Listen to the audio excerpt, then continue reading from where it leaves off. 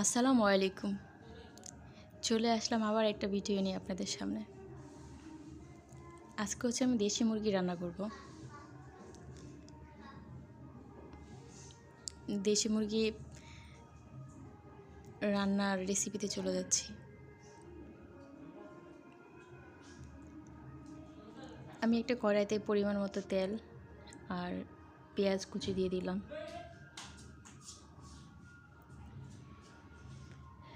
এলাচি, লং, গোলমরিচ, আনাম দিয়ে দিলাম তেলের সাথে।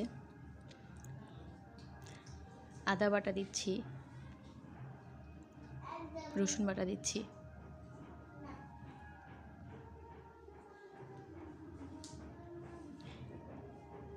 ধনিয়ার গুঁড়া দিচ্ছি, জিরার গুঁড়া দিচ্ছি।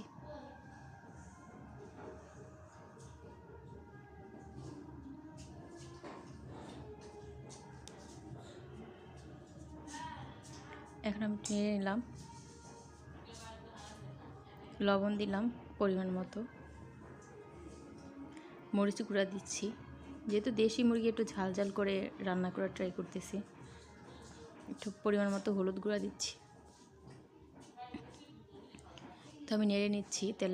তেলে একটু নেড়ে নিলে মশলার ঘ্রাণটা চলে যায়। হালকা পানি দিয়ে আমি কষা নিব।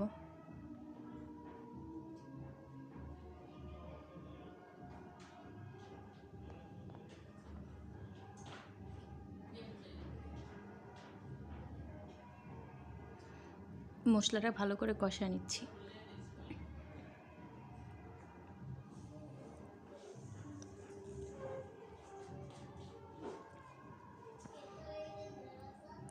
ঢাকনা দিয়ে ঢেকে দিলাম। কিছুক্ষণ পরে এসে আরেকবার নেড়ে দিলাম। সাথে আমার দেশি মুরগিটা কাটা ছিল, ধুয়ে রাখছিলাম, সেটা দিয়ে দিলাম।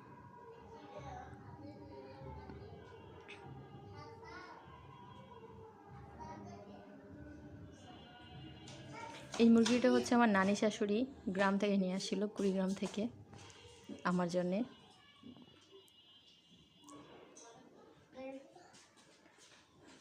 আবার কিছুক্ষণ পরে আর একটু নেড়ে দিলাম।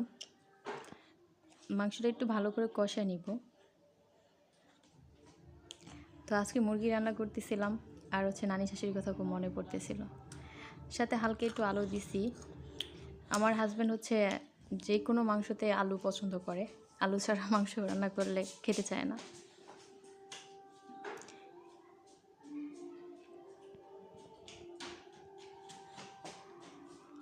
আমি আরেকবার ঢেকে দিলাম। দেখেন, আবার নেড়ে দিচ্ছি। কালারটা কত সুন্দর আসছে।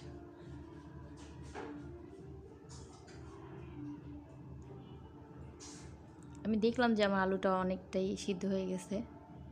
তারপর হালকা একটু পানি দিয়ে নিলাম, কারণ লেগে যাচ্ছিল। আর একটু সিদ্ধ হবে, এই জন্যে একবার ঢেকে দিলাম। কিছুক্ষণ পর আবার আসলাম। এখন নেড়েছে ঝোল দিয়ে দিচ্ছি। আমি একটু মাখা মাখা রান্না করবো, এই জন্য ঝোলের পরিমাণটা কম দিচ্ছি।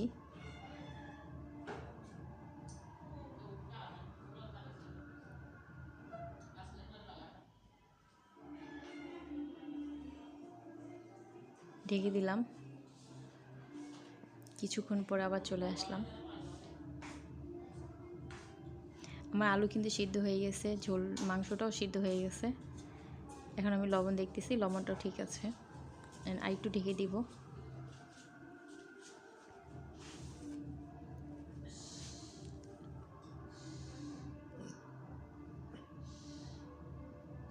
এখন 2-3টা কাঁচামরিচ দিচ্ছি, তাহলে ফ্লেভারটা ভালো আসবে।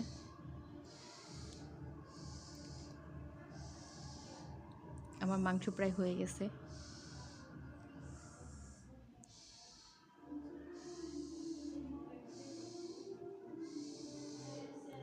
এখন মাংসটা আমি নামাই নিচ্ছি। ব্যাস, আমার মুরগি রান্না হয়ে গেছে, পরিবেশন করা হয়ে গেছে, দেখতেই পাচ্ছেন।